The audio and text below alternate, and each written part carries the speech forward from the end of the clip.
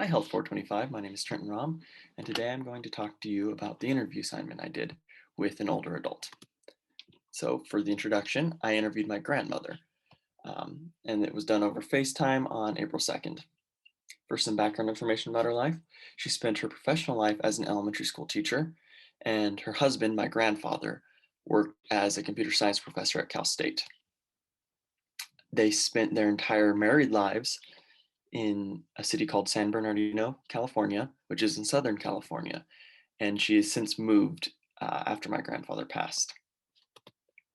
So for the actual interview, it lasted just under 2 hours, and not all of it was spent with the questions. We did a little bit of talking about other things too, just between questions and stuff.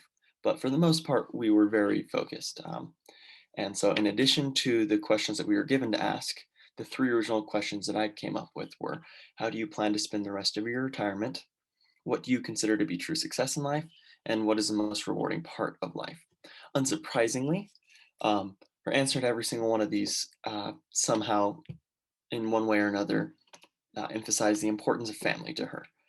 So she wants to spend the rest of her retirement with her kids and grandkids for as much of the time as possible when COVID ends. Um, True success in life, according to her, is having really good family relationships and having treated your family and friends and those around you well, which I agree with. Um, and she said the most rewarding part of life was her family and knowing that she had done her best to raise her kids and that they had turned out to be good people. And a close second for her, though, was having really good health. And during the interview, some of the highlights of what I found out while interviewing her were I heard a lot of the stories that she told me about, like when she lived through the civil rights movement and the Cold War. Specifically, she was driving through Georgia when MLK was assassinated, and that was a really, really big deal.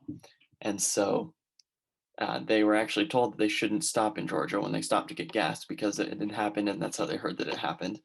And so they had to continue driving through Georgia without stopping for gas or until they got out of Georgia because it was just too dangerous for anybody to like stop because of all of the unrest that happened as a result of that. And then during the Cold War, the most memorable story that she told was during the Cuban Missile Crisis.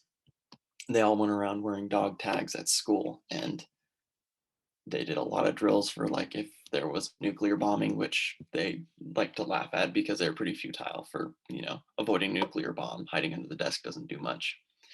And one of the things that I was really happy to hear that I'm sure she might be the minority in is she has not faced any discrimination because of her age, which is really good. And I was very happy to hear. And so moving on to the reflection. So the thing that really stood out to me the most was that the effects of aging are far more much further reaching than I had ever anticipated. Like I understood that there might be some effects to aging and stuff, but this helped to really open my eyes to just how wide and deep the effects can run in one person's life. So the most apparent challenge that faced at least my grandmother was loneliness, and specifically, she voiced her fear of like the dangers of falling or getting stuck somewhere, not being able to call for help. And because she lives so far away, and especially because of COVID, she's so isolated from people. She's worried that nobody would come and check on her until it's too late. And I found that in addition to that loneliness, she also is, especially because of COVID, really isolated from friends and family. And she's just doesn't have anybody there since my grandfather passed. And so that seems like it's affecting her more deeply than anything else, which has been made worse by COVID.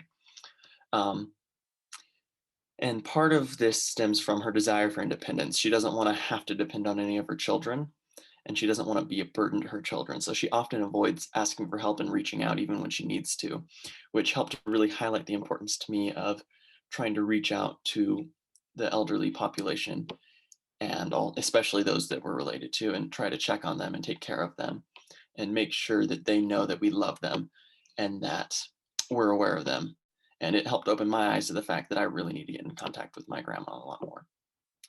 And that pretty much sums it up. Thank you.